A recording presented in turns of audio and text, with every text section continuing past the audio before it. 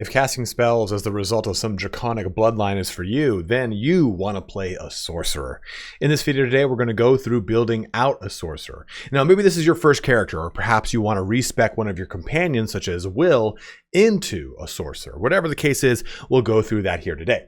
We'll start out at level 1, looking at Sorcerer on a very base level to discuss the kind of character creation process, go into a discussion about subclass options, and talk a little bit about standout feats. We'll then close the video out going into some strong multi-class options like the Sorcadin and other sorts of things that are really particularly good for the Sorcerer. You can quickly navigate to any part of this video that interests you the most using the chapters in both the timeline and the description.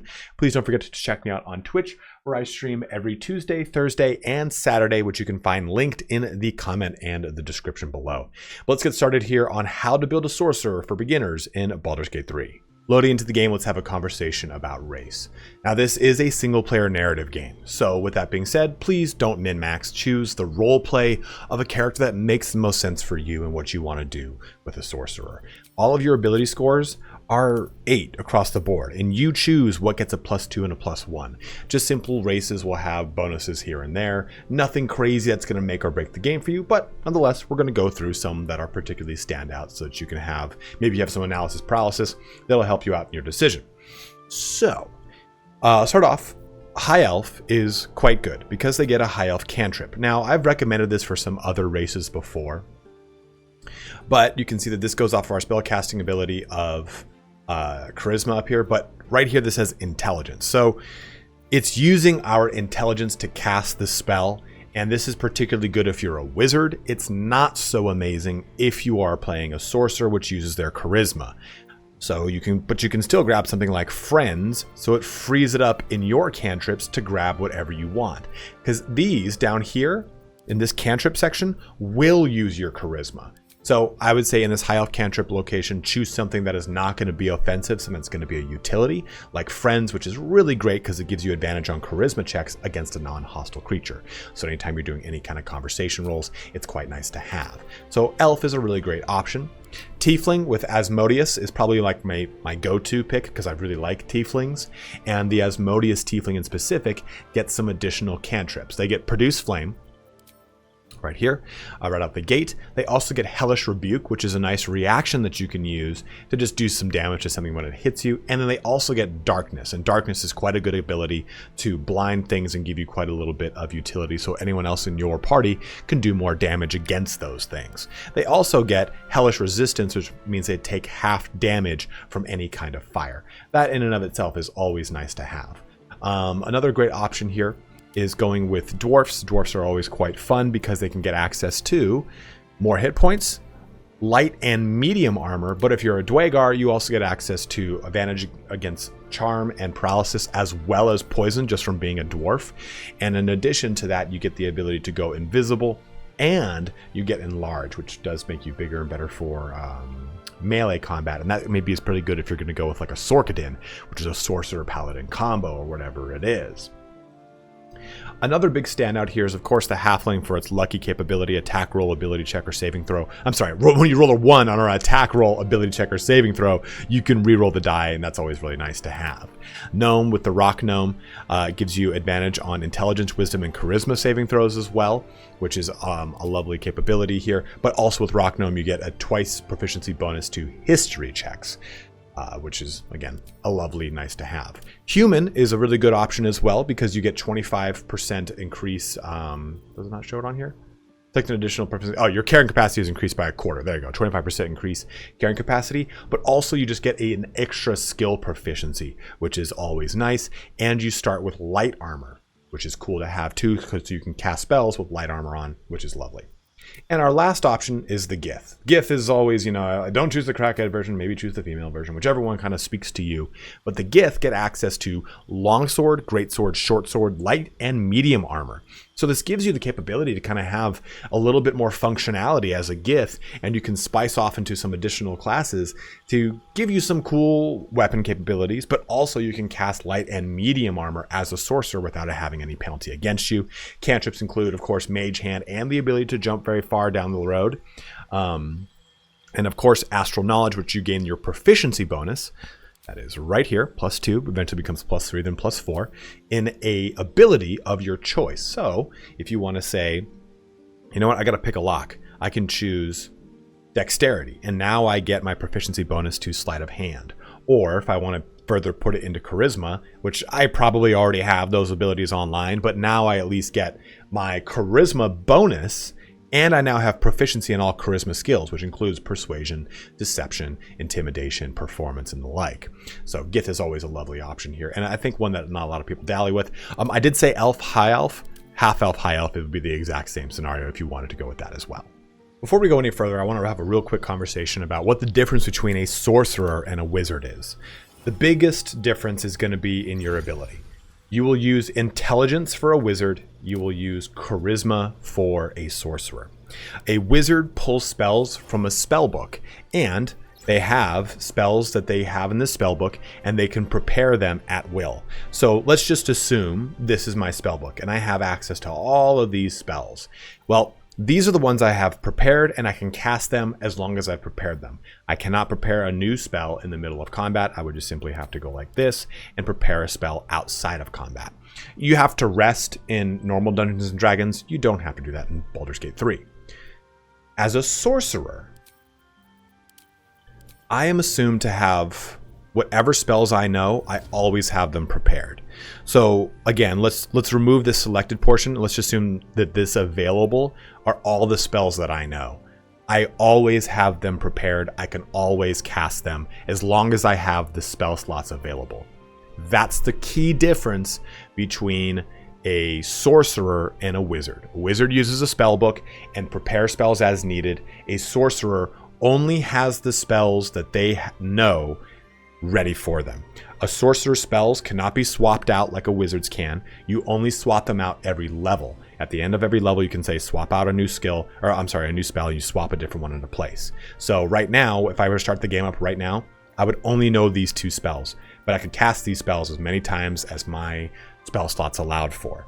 Once I leveled up again, I could say, you know what, I'm going to swap this out and put that in, and now I only have these 2 spells. So that's your key difference between Wizard and Sorcerer.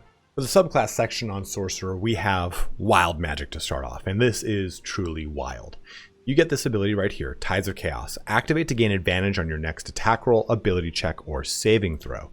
So this can be in a number of different scenarios, right?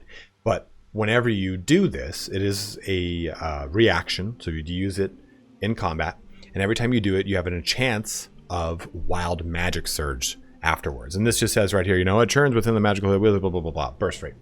But there are a ton of different things that can happen when your Wild Magic surges. Maybe you cast Blur or Enchant Weapon, or you explode with healing or fog, or you summon a Method, stuff like that. But then you also have the ability that each creature within 9 meters is randomly transformed into either a cat or a dog. Each creature within 9 meters is randomly enlarged or reduced. You're slowed. You spawn a water puddle around the caster. There's a bunch of different things that can happen with a Wild Magic Surge. And I'm going to go ahead and link you to the BG3 wiki for the Sorcerer. And you can find there when you click Wild Magic, it'll give you all of the surge effects so you can see them.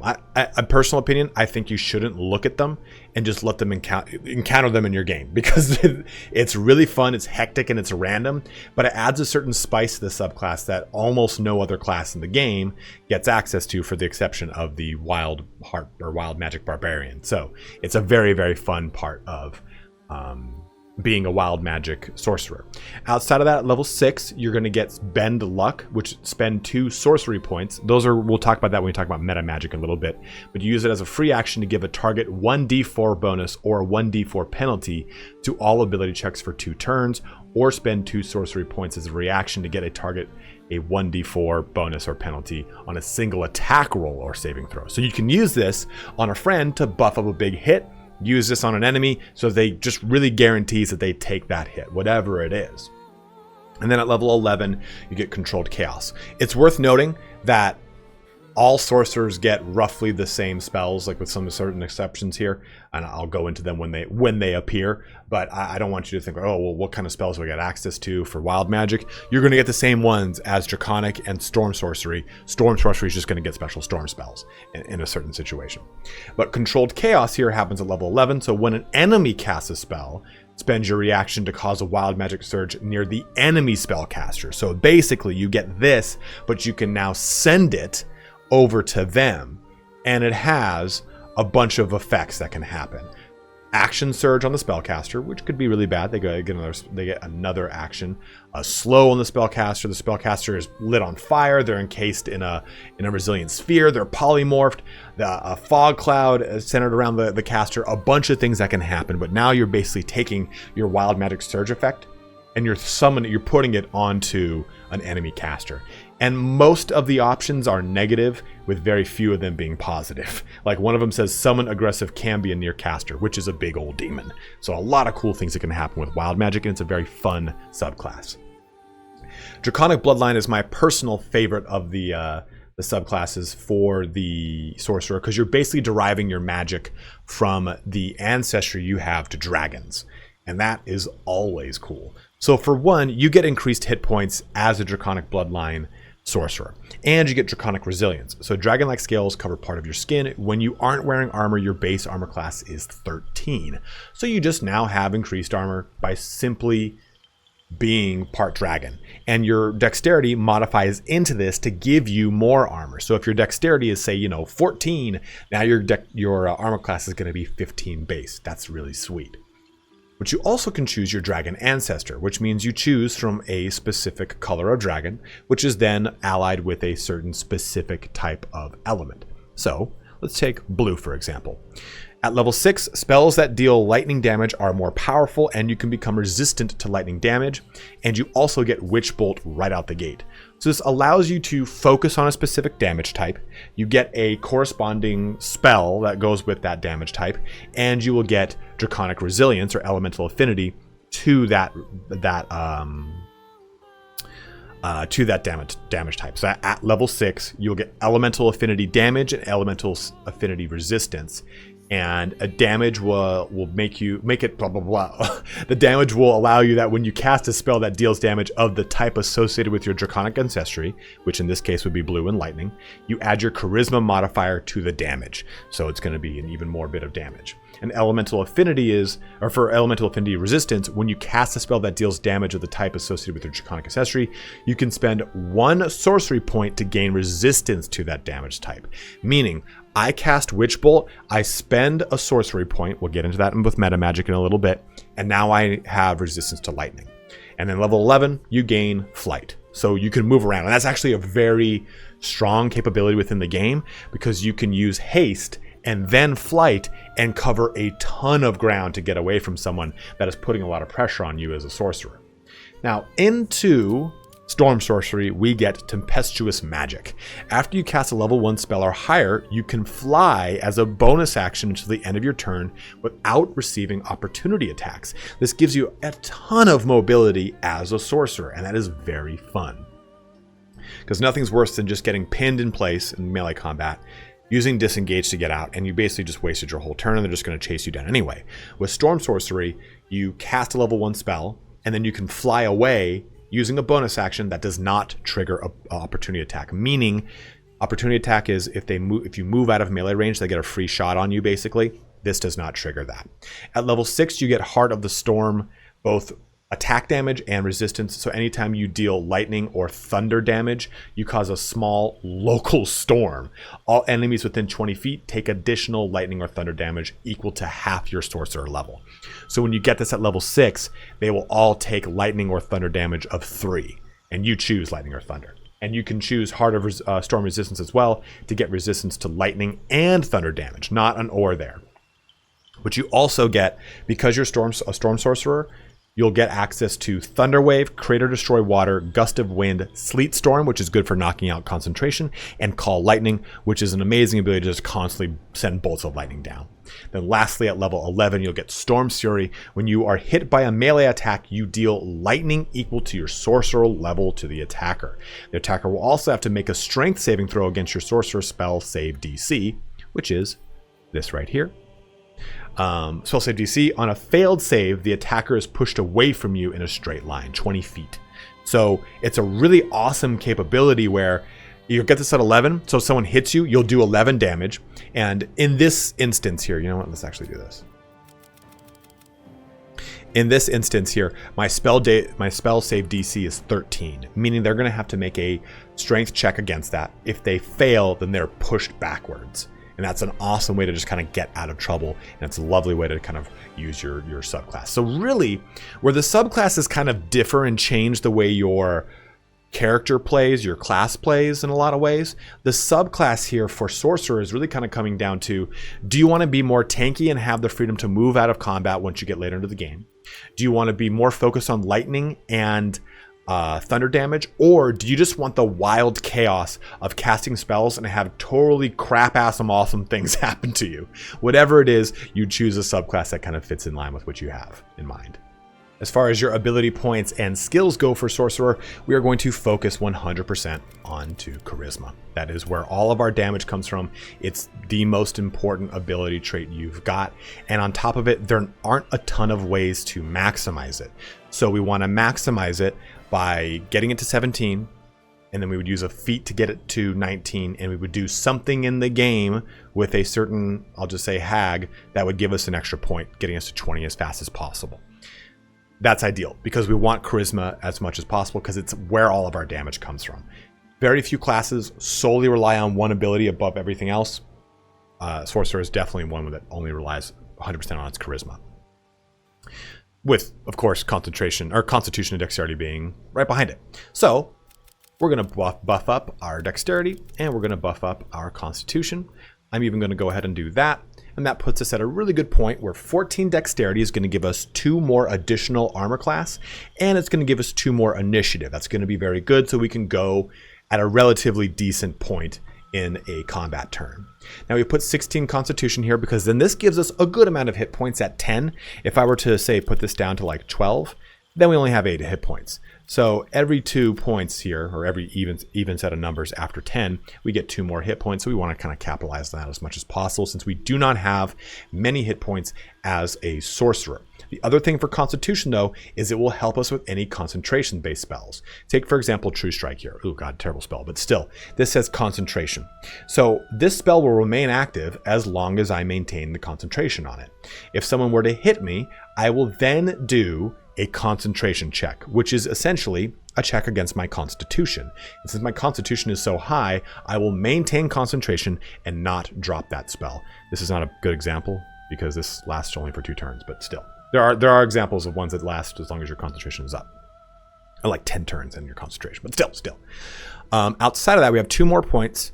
We're going to put them into wisdom. And the reason I'm putting them into wisdom is so that we do not have any negative rolls here on survival, perception, medicine, and insight. It's a bug right now that says -1. It should just simply say 0 because our wisdom checks are at 0. But this is crucial because perception and insight are very important skills to have. So either putting a proficiency in them or getting a background in them, that's very, very crucial. As far as other skills go, I would put one of my proficiencies into deception, intimidation, or persuasion. And then another one here into, you know what, I don't remember if we...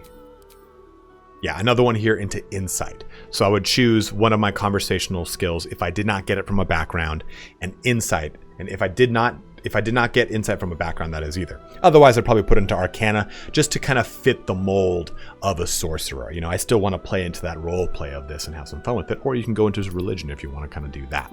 But definitely go with a conversation and then go with a wisdom roll like insight if you can get it from your not having it in your background. Which brings us to our next topic. Which origin and background should we choose?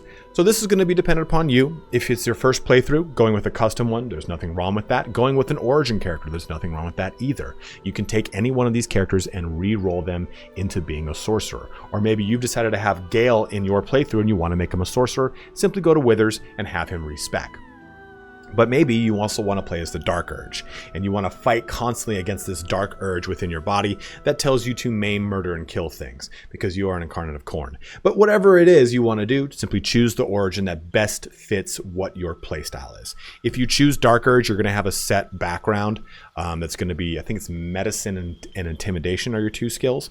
But I'm going to assume you're going to choose Custom, which then brings us to our conversation about background. Again, please choose the one that fits the role play for the sorcerer that you have in mind. Are you some distant relative of a Draconic Bloodline that is an outlander to the rest of the world, as some nomad, and you're now coming into civilization because you got captured by your illithid ship? Then stick with that. Or are you some practiced sage that, while being also a sorcerer that has innate magic, you also study and pursue great tomes of knowledge? Or are you a street urchin, a terrible street urchin? I live in Southern California. We have a terrible homeless problem. Maybe you're one of those, but who knows?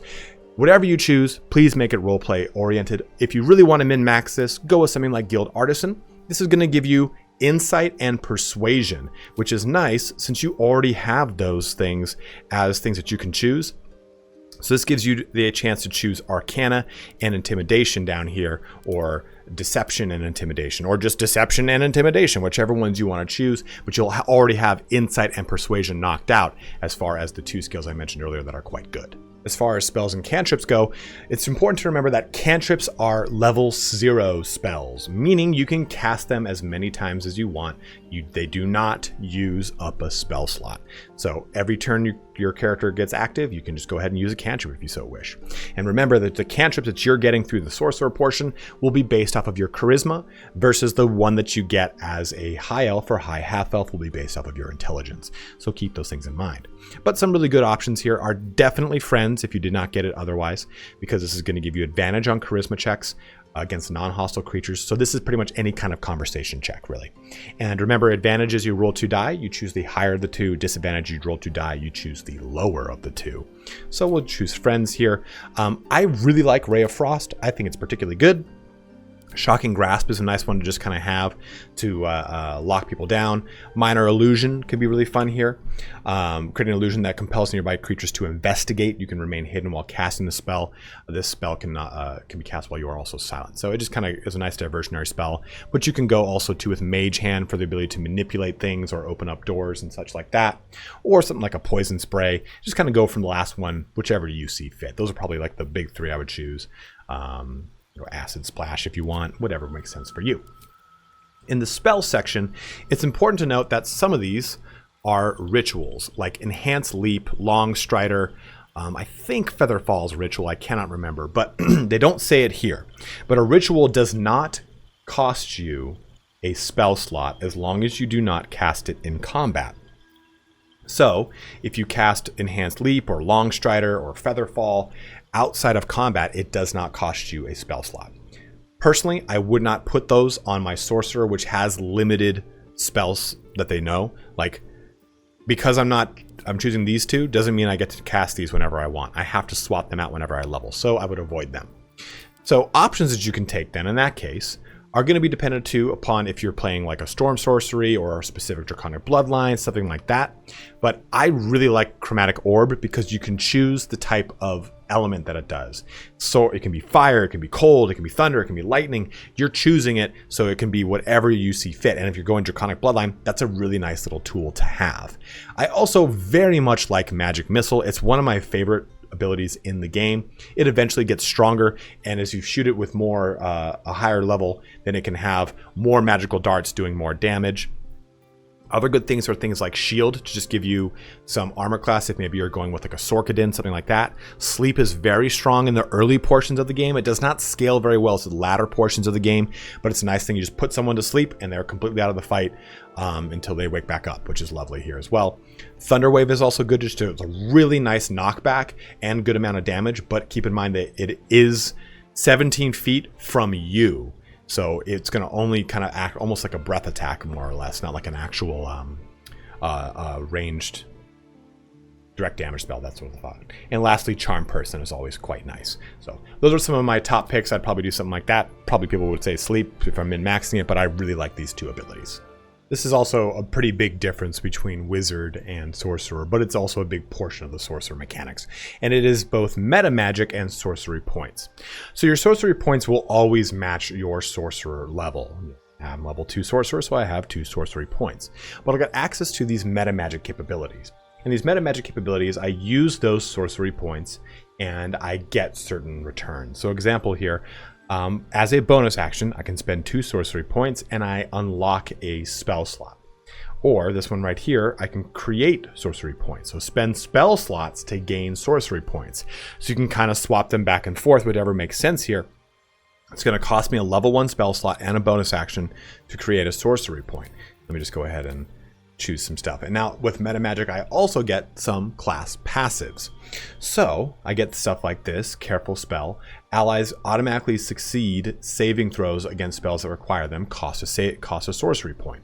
Or Distant Spell. Increase the range of spells by 50%. Melee spells get a range of 30 feet. Cost a Sorcery point. Extended Spell. Double the duration of conditions, summons, and surface caused by spells. Or Twin Spell here.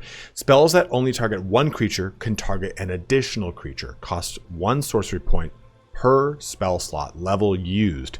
Cantrips also cost 1 Sorcery point. So I can, let's just say I'm going to choose these 2, or maybe just these 2. And I'm going to press accept because we get even more Metamagic capabilities at level 3 with the Sorcerer. There's just a ton more here. So we'll take a look at these in our class passive section. So now we get also Heightened Spell. Targets of spell that require saving throws have disadvantage on their saving throw. Or Quickened Spell. Spells that cost an action instead cost a bonus action. But this costs 3 Sorcery points. Or Metamagic Subtle Spell, you can cast spells while silenced, cost 1 Sorcery point. So you can see how these Metamagic capabilities are really awesome capabilities where you can swap back and forth Sorcery points with spell slots, or give you more spell slots, or give you more Sorcery points, whatever it is. And those Sorcery points then match your Sorcerer level to pull more out of what your already existing Sorcerer capabilities are. You'll get more Metamagic capabilities. So you get Metamagic capabilities, let me just say that, at 3 and at level 5, and then I'm sorry, level 2 and level 3, and you'll get more Metamagic capabilities at level 10. So you have those abilities can only be swapped out if you respec. So just spend a little time going into them. I'd probably go with probably these out the gate: Distant, Quickened, and Twinned. I mean, you could even go with something like Heightened instead of Distant. Maybe Distant isn't what you're going to go with, or maybe you're going to play a Sorcadin and it does make a lot of sense, whatever it is. But I think Quickened and Twinned is really good. Subtle Spell, especially if you want to cast while you're silenced. When it comes to selecting your feats, there are some pretty good ones that stand out. Of course, you always will go with Ability Improvement when you need it to get that charisma up. Like I've said before, you can jump into something at Act 1 that has to do with a hag. I don't want to spoil it for you. That can give you +1 to an ability score like Charisma, which would cap out your charisma very early in the game, which is nice. Gives you a +5 to all of your charisma checks as needed. So that is a really great capability that you can go with. But you can also go with something after you've taken ability improvement, if you didn't do what I'm talking about. Something like Actor or Performer will both give you +1 charisma if you need it to kind of push you over the edge there. Spell Sniper is a really great option here because you learn an additional cantrip, which is always lovely. So you can get something like Eldritch Blast online, or Bone Chill if you want, or even Thorn Whip. But the real thing here is the number you need to roll a critical hit with spells is reduced by 1. This effect can stack. So now whenever you crit hit with the spell, it's either 19 or 20 rather than just simply a 20. Always good. Warcaster is amazing here because you get an advantage on saving throws when you cast concentration spells, and also you can use Shocking Grasp as a reaction to any target that's moving out of melee range. So especially if you're maybe a Draconic Bloodline focusing on lightning and thunder damage, this is just another layer of that. Magic Initiate in all of these regards is always great because you're just adding more spells and cantrips to your pocket, I guess you could say, to your repertoire. So if you want to pull any of the druid spells, you definitely can here. Any of the cleric or bard spells, you can do that if you so wish. Always great. Another one that's really going to stack well too with your capabilities as a Draconic Bloodline, or maybe if you're going with Storm Sorcery, you go with Elemental Adept, Lightning, or Thunder. But basically, your spells that you cast now ignore resistance to thunder damage. In addition, when you deal thunder damage with a spell, you cannot roll a 1. So you aren't like triple damage doing whatever the hell with your thunder. You're just ignoring spell resistance, which is awesome. So someone might have that. You're getting rid of it. And now your spells can never outright fail by rolling a 1. So it's a nice capability to have. Other things that are really good are Lucky. This is just a generic one, but allows you to re-roll or get an advantage on attack rolls, ability checks, or saving throws, but you can re-roll an enemy's attack roll if need be.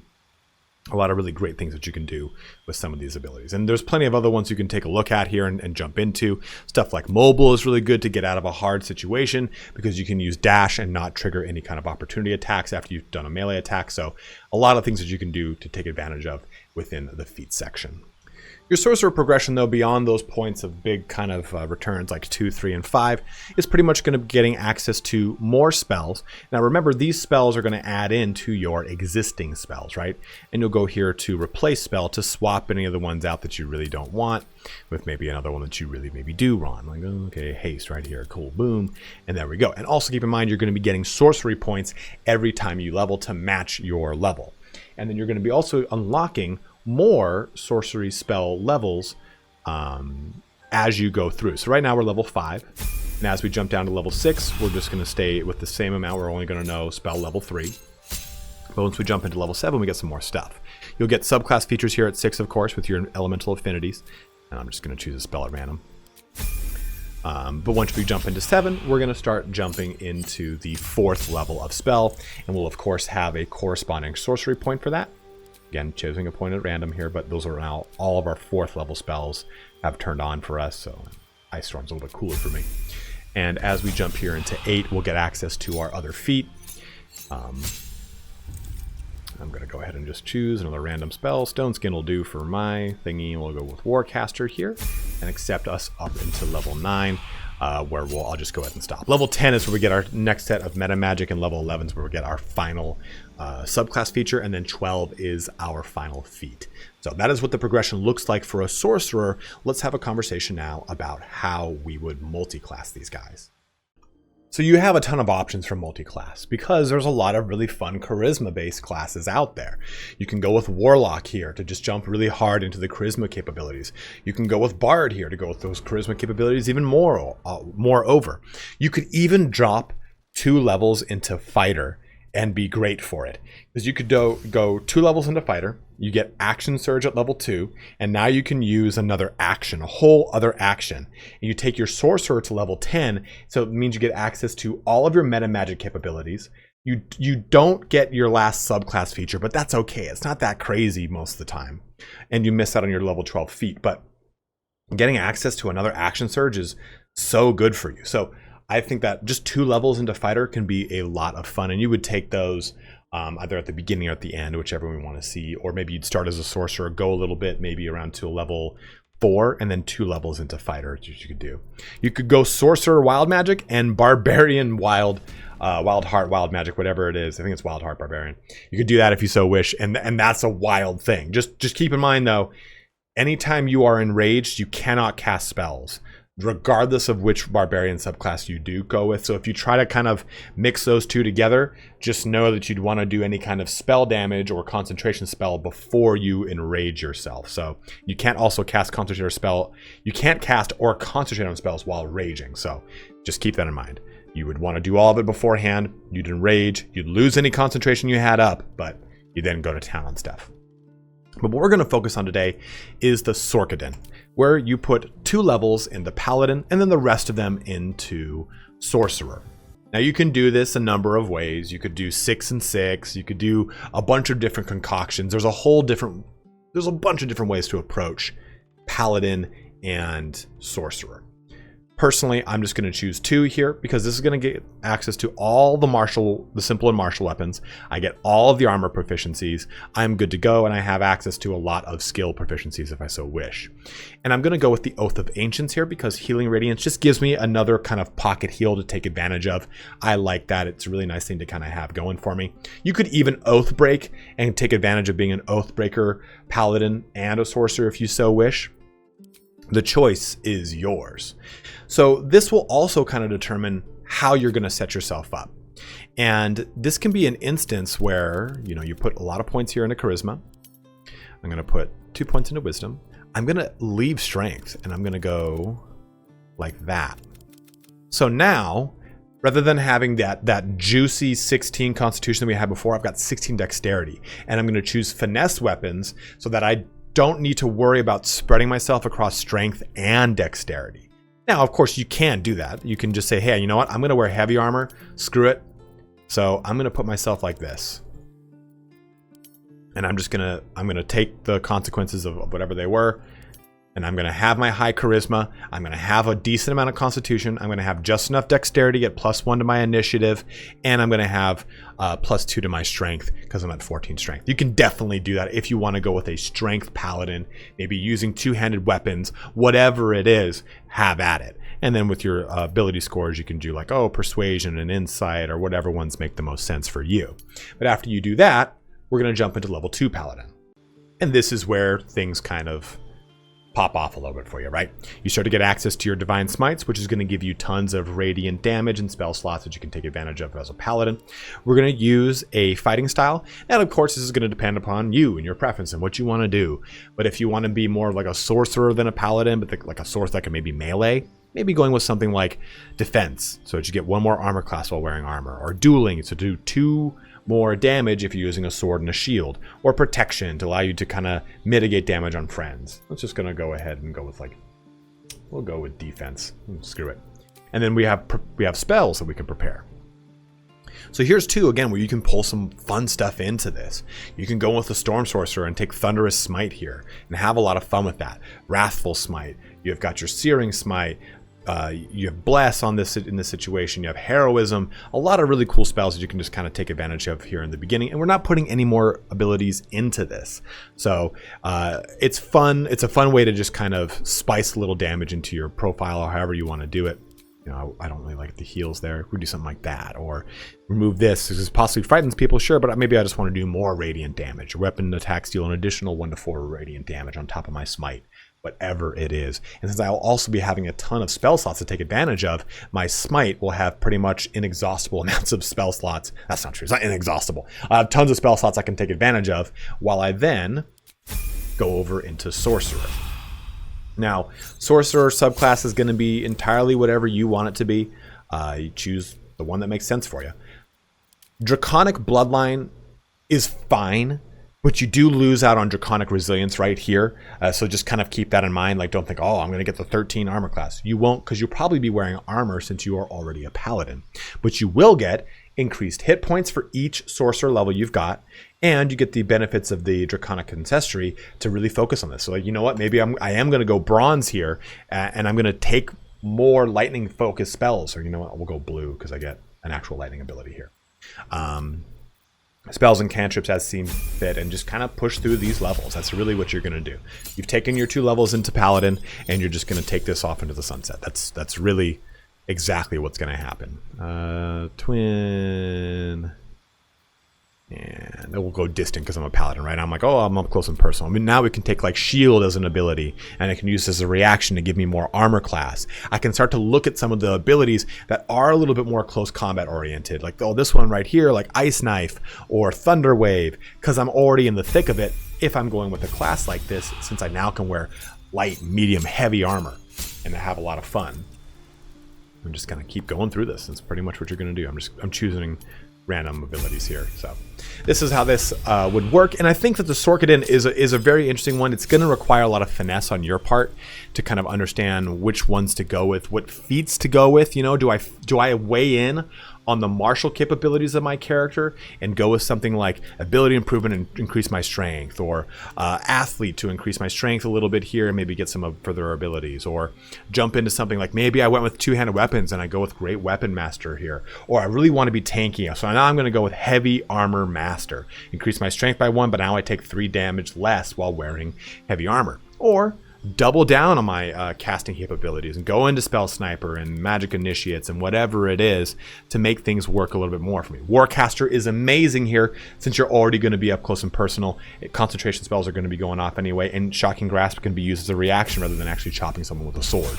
A lot of things that you can do as a Sorcadin.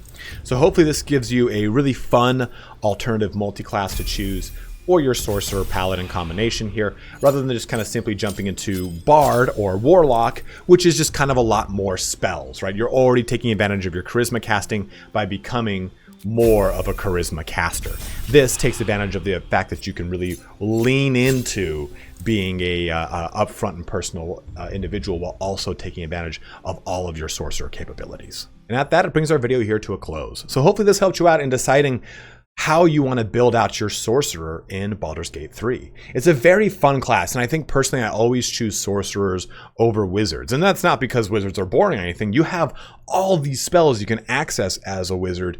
I just really like the RP of the sorcerer, right? The role play of the sorcerer is that you innately know the magic. It's within your bones, in your blood. It is a skill you had the second you opened your eyes when you were born. And I love that kind of RP for the character versus spending years and years and years in researching and learning how to cast spells. So that's my personal opinion on sorcerer and wizard there. But hopefully this helps you out. If you have any other questions, go ahead and let me know in the comment section below. But if you have any recommendations for multi-classes or anything like that, please let it be known in the comment section below. I am always down for people trying to spread as much information about the game as possible. It helps anyone out that's trying to get in. But as always, thank you so much for watching here today. Have a good one and take care.